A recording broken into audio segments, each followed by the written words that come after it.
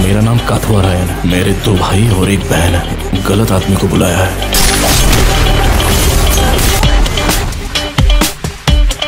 Smarter देना है तो कहाँ जाएगा, दबोच देंगे। ऐसे आदमी को छेड़ना नहीं चाहिए, और छेड़ो तो मार दो।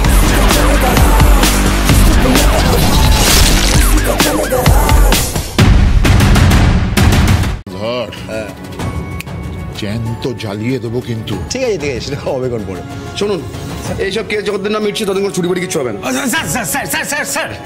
স্যার শুনুন না স্যার, স্যার আমার একটা কথা শুনুন স্যার। দুলাল বাবু,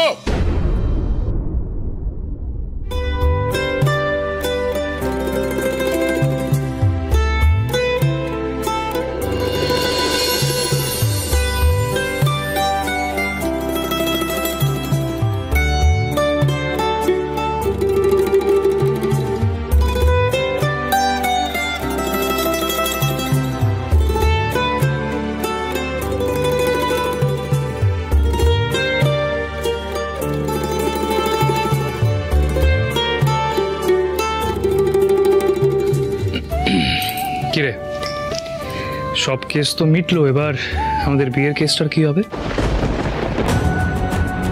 আমাকে একটু ভাবতে দাও।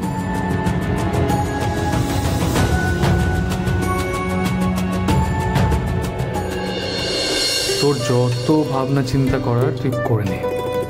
তোকে তো আমি আমার বাড়িতে নিয়ে যেতে রাজি করাবই।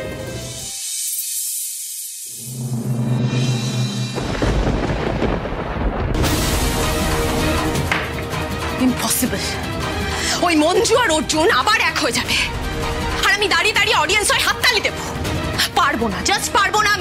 আমিও পারবো না, আমিও জাস্ট পারবো না ম্যাডাম, বিশ্বাস করুন আমি পারবো না। আমি সহ্য করতে পারছি না একটা না কাঠ পিঁপড়ের কামড়, সেই কামড়ের জ্বালা আমি সহ্য করে নেবো, কিন্তু চোখে আমি জাস্ট নিতে পারছি না।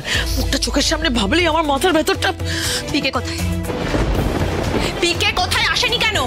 অ্যাকচুয়ালি পিকের শরীরটা একটু খারাপ, সকাল থেকে 3 বার বমি করেছে।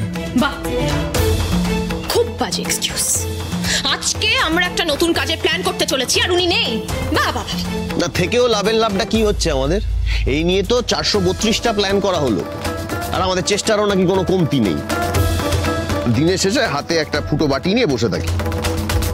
আরে কি কই মাছের জান নাকি মঞ্জুর? হ্যাঁ, এতবার এতভাবে ওকে মারার প্ল্যান করা হয়েছে, তাও ঠিক হাত থেকে পিছলে যায়।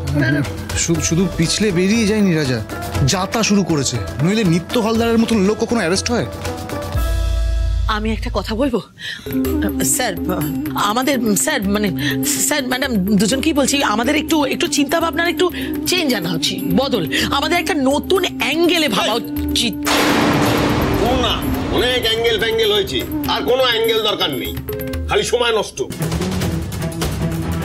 আমরা যেমন কাজ করার করি, আর মঞ্জুদেরকেও নিজেদের মতো থাকতে দাও। আর তোমরাও যাও তো, কলকাতায় ফিরে যাও। অনেক করেছো জীবনের নাটক, আর করতে হবে না। এবার গিয়ে একটু ক্যামেরার সামনে করো অভিনয়, যাও ভাগো।